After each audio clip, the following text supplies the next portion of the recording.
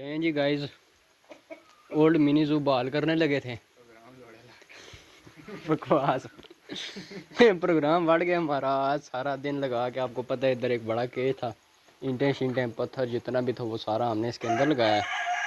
और शाम को आए हैं कि अपडेट दें और चींट पाक डम डम हो।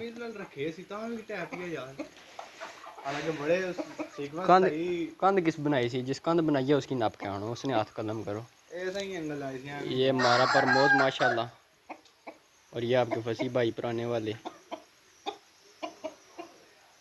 वो अपना बेंगम बैठा हुआ है, ये अपना चीना बैठा हुआ है माशाल्लाह। बाकी मुर्गियाँ भी जनाब अपने अपनी जगह पे जाके बैठने वाली हैं। ये क्या होता है? ये खारिश होती है। इसके यहाँ पीछे हाथ लगाओ, देख खारिश करता है, चेक कर।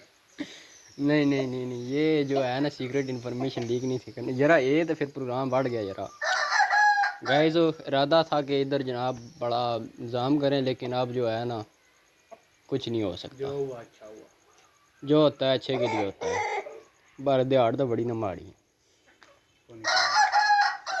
माशाल्लाह। बाकी इधर सफाई करवाई है अपने ज़बरदस्त सी।